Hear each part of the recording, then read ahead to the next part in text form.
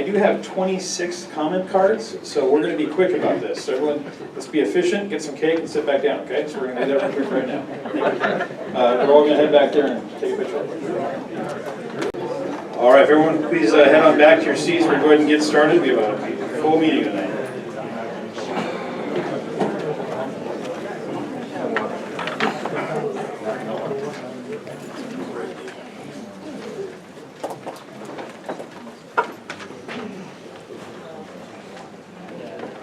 All right, we're going to start with public comment.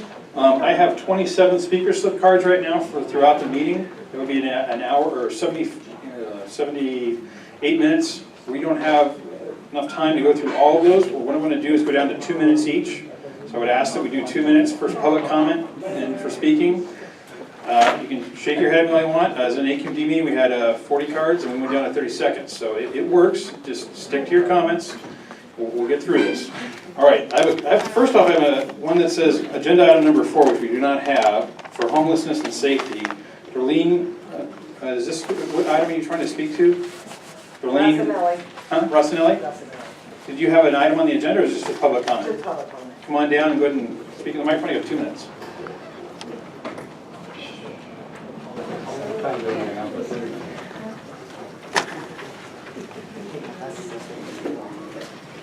So I'm the financial controller for Florida Classic and general manager. We moved our business here about a year and a half ago. We're over off on Kevin Drive. My comment is, we're employing more people. Extremely happy about that we moved the business to Wildomar. The problem is the homeless.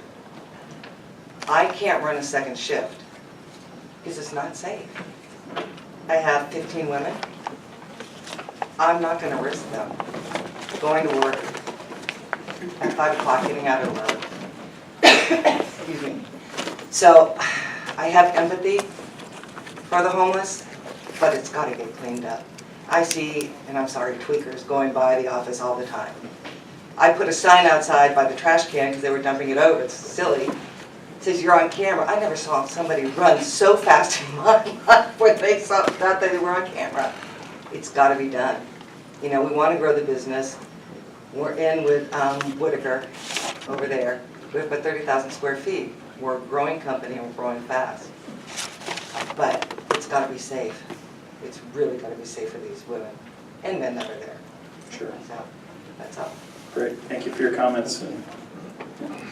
Eric Dye, also just homeless. Homeless issue. I'm back. Thank you again, Mayor, council members. Homeless problem is severe. And I lost my first tenant because of this issue. Facing the freeway, got broken into, lost all his, he was manufacturer supplying Monster sportswear gear and just got cleaned out. He's gone. And as a matter of fact, he made comment that he went over to the Starbucks 2 days later and a bunch of guys were wearing Monster gear.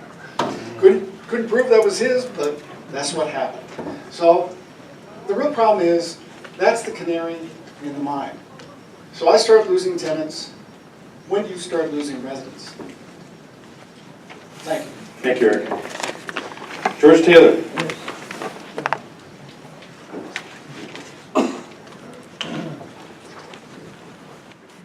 I'll be the Express.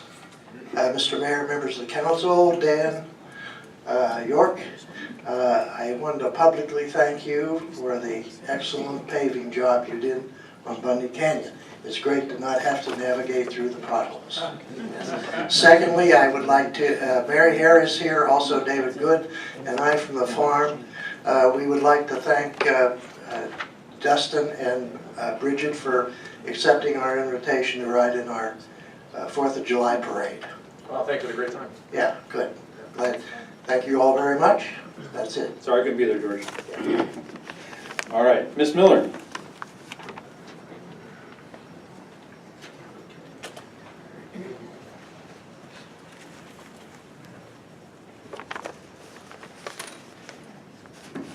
Good evening, Wildomar. What are you doing with your DMV tax funding money? more roads for more housing, apartments, both sides of the freeway. Tonight you heard 18 people in closed session that you are intimately domaining their property so that you can make a 6-lane freeway on Bundy Canyon. You know, I think that you should build a bridge over the oak trees. You're not going to destroy them. I'll be chained to one, and I'll find as many people to join me. All right? So we know that you just did the cosmetic road. It's voting season, and you went for it. Thank goodness it hasn't reached the point of the 6-lane freeway. Perhaps that we shall have another recession before then, and you can get a hold of your thoughts on glittering the place with more track housing commercial. Tonight is a parcel of zone changes that point to more construction. And if any of you are going to stay, which I pray you do, take an interest in what's going on in your town. This may be small, but you know, up in LA, they can get 5 or 6 acres and make a stack and pack. That's what they call 64 floors of apartment buildings, and they are doing that. I mean, if LA's already done it, why do you want this area to have so many houses? The city will start in Santa Barbara and end in Tijuana. We can't have this. We want our separate identities. Wildomar is the country. Let's grow our food here. Plant hemp, not buildings. We already know that. All right? Yep, so it's good. But you know what? So many people are spraying here insecticides that the bees are not pollinating. My peppers look just terrible, and that just can't happen. So I reach to all the citizens out there to stop your spraying and save water because it's not over. Sorry to hear about your peppers. And just so everyone knows, we've actually begun the process of, yes, acquiring property along Bundy Canyon. There are 3 full acquisitions that we're doing, and the rest of them are all partial acquisitions. And we're doing the best we can to help our citizens that are having to move, but that's just unfortunate of that. But that'll be a 4-lane, not a 6-lane road, along with a bike lane and a walking lane along the whole length of it there. So looking forward to those, that coming forward, especially for public safety reasons. Monty, come on down. So save the oaks, put a bridge over them. I can tell you right now, this is going to sound a little disjointed because I can't get it done in 3 minutes, or 2 minutes. I can get it done in 2 minutes and 45 seconds. I've been a homeowner resident of Winsong Valley since 1998. I was out of town at your last meeting, so I didn't get an opportunity to speak about CSA 103 and the Greenbelt.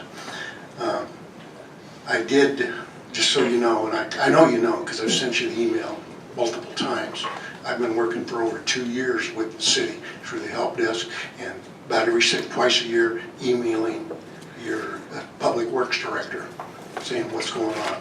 Those responses that come back with, oh, thanks for the reminder, I'll check. 6 months later, oh, thanks for the reminder, I'll check. I was very pleased on May 19th when, or May, whatever the date was, May 9th that Mr. Morabito stood up and talked about that green belt. And I thought, aha, a favorite son of the city, something will happen. Nothing happened. I sent all of you guys an email on the subject the next day. A week later, having heard nothing, I sent another email. That got a response from the city manager saying I'd get answers to the questions I asked all of you. I didn't get those answers. I watched Mr. Morabito's dedicated Wildomar blog on the subject from that meeting. I loved it. My favorite line was, awesome. Now tell me why there's dead grass. What I did observe is my council had nothing to say. I'll tell you what I'd have said. Gary, I want something to happen. That situation is shameful. I'd like it addressed beginning tomorrow. And if it took a motion to the council to make that happen, I'd have made the motion. Thanks. Thank you for your comments. Kenneth.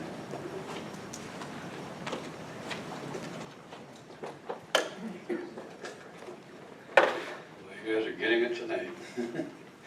Once again, the city disappoints. Rather than changing Chapter 8.84, mobile food facilities of the city's municipal code, to allow food trucks in this city, you chose to sneak one in under the Rotary banner.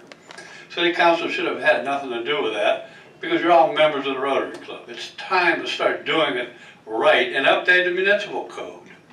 The city is going to accept both Malaga Park and the multi-use trail on Grand Avenue, if you haven't already, with duct tape holding the fencing together. Every one of those rope ends will fray in short order. Maybe you can make a few more Eagle Scouts by having them whip the ends of that pricey rope, or you could install a proper end cap. Who's paying for the maintenance of that trail? I haven't heard of any maintenance set up on that. PV Maintenance has already scraped off over 1,000 feet of weeds using a shovel. As staff opted to collect the tax for CSA 103 drainage landscape, the city council voted to do so last month. She also voted for it last year as well, only to have staff opt out of it. We're going to find out when, in October when the tax bills come out. Well, going over PV Maintenance's invoices for May, I noticed a number of addresses on their bill that don't exist. 32920 Hudson, or Hudson at Union. Neither one, that street does not exist. The nearest one is in Murrieta. You can use Google Map for getting correct locations of wherever you're at. Everybody's got a damn smartphone. Or you could use the city of Wildomar's GIS system. There's also, you got 8 projects on a 5.5-hour day, but there's no breakdown of how much time was spent on each project. And I gotta cut it short. My last question is for Captain Ann, Station Commander of Elsinore. Are we ever gonna have another coffee with cops? Everybody else is still doing them, and we haven't had one in a long time. Thank you. With that, we will go back for a moment to public comment. Joseph, my apologies, I did miss your card. If you want to jump up there and give your 2 minutes on public comment. All right, this is more of at the top of the meeting kind of thing, but good evening, Mayor, Council, staff. I'm just here to remind you that I'm running for City Council in District 3, and not because I think it'll be fun. I'll be pulling papers next week, and election is just 118 days away. Now, last time I was here, I told you about the book, How to Win Friends and Influence People, and highlighted the chapter, Don't Kick the Beehive. Well, it's obvious from the responses I got from the city that I had not only kicked over the beehive, but also lit it on fire. Now, a couple of things first. What did you actually expect the candidate from District 3 with a bully pulpit blog to say about an issue that was obviously mishandled from the start and never really handled well at any point along the way? Now, we're talking about an issue that is less than 500 feet from my door that had been ignored for years. Even if I wasn't running for council, what should I have said? Nothing? Hey folks, they're just trying their best. I didn't ask for the city to do a bad job relating to an issue in my neck of the woods, just as campaign season was about to heat up, but that's what happened. You couldn't seriously expect me to ignore this, right? This is not only a vexing issue for those that live in the area, but a winning campaign issue that highlights why there needs to be a change in District 3. My issue is to communicate with the residents. I might be telling them, hey, guess what? We're SOL on this. You know, we got this, it's really confusing, I'm sorry, but I'm gonna get right back to them. You've heard over and over from various people how there's not communication. That's my deal. It's not that it's fun, it's not that there's a panacea, it's not that things are all great. When I return phone calls, they're gonna be, yep, sorry, yeah, we don't have any money, or whatever the deal is, here's reality. Anyway, that was it. Thank you.